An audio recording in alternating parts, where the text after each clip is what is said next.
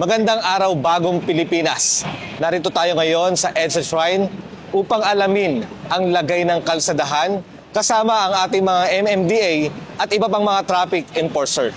Isa ang MMDA sa magiging katuwang ng Philippine National Police para sa pagpapanatili ng kaayusan sa pagdaraos ng trillion peso march ngayong araw, kung saan inaasahan ng malaking bilang ng mga lalahok mula sa iba't ibang sektor ng bansa. Nagpatupad ang MMDA ng malawakang traffic plan sa pamamagitan ng pag-deploy ng personnel nito sa kahabaan ng EDSA. Bagamat walang road closures, handa ang mga ito sa anumang banta, aksidente, pati na rin sa anumang kaguluhan. Sa panayam namin kay Mr. Vic Pilisardo, Chief ng MMDA, na siyang humawak sa buong EDSA, ang koordinasyon sa pagitan ng MMDA, PNP at mga lokal na pamahalaan ay pinag-isipan at planuhan ng maayos. Ang preparation po namin ay para sa gaganaping trillion peso rally march today. Na nag-start na po yung closure doon sa may People Power Monument.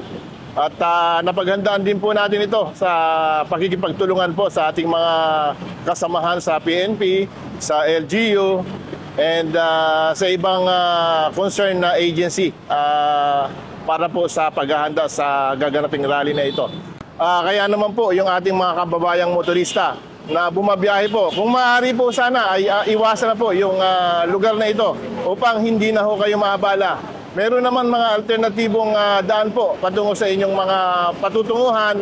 Basta yung area po ng EDSA Ortigas intersection, Ortigas and EDSA, Santolan, and northbound EDSA, southbound Connecticut, maiwasan po natin upang hindi na po tayo maabala sa ating mga biyahe. Yan lamang po, paalaala natin sa mga motorista at iba yung pag-iingat po sa ating pagmamaneho. Mula dito sa EDSA Shrine, ako ang inyong Police News Network Correspondent, Patrolman Lubimir Julian, alagad ng batas, tagataguyod ng Balitang Pulis.